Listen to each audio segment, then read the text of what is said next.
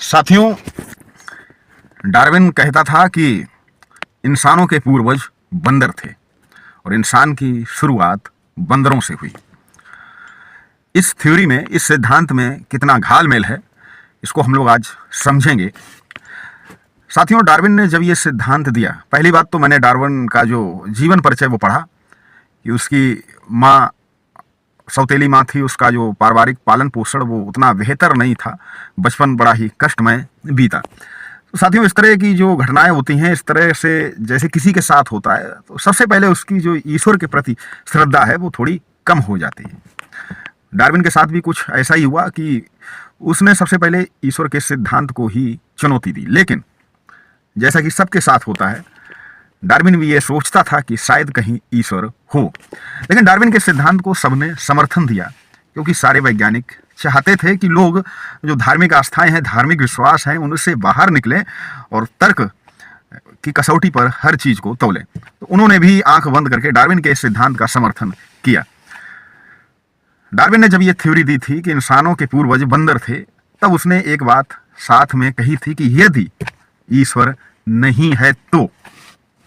Darwin भी ये आश्वस्त नहीं था कि ईश्वर नहीं है, लेकिन उसने जब ये कहा तो कहा यदि ईश्वर नहीं है तो, और यदि ईश्वर हुआ तो फिर आप समझ सकते हैं कि उसकी ये थ्योरी धुआं बन के उड़ जाएगी।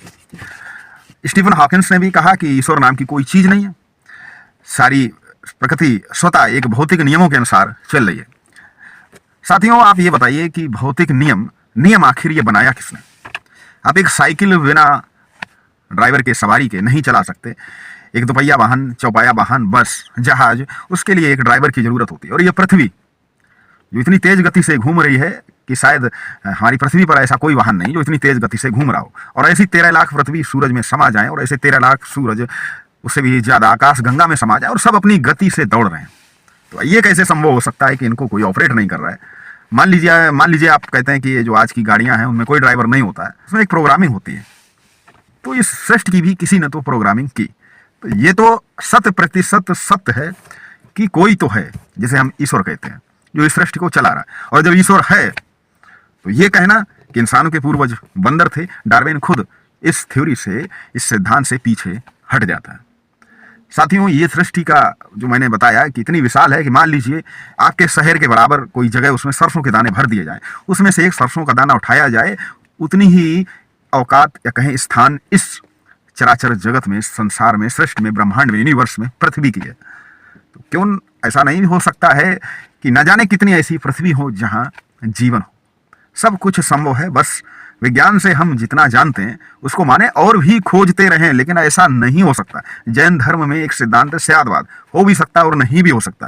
तो आप सिर्फ विज्ञान के कुछ सूत्रों को रट कर किसी भी चीज का पूरी तरह खंडन नहीं कर सकते। हाँ, खोज जारी है। तुलसीदास जी ने भी रामचरितमानस में कहा कि ईश्वर को ज्ञानी से भी ज्यादा प्रिय विज्ञानी है। खोज करते रहें, लेकिन साथ में उस परमात्मा की भी।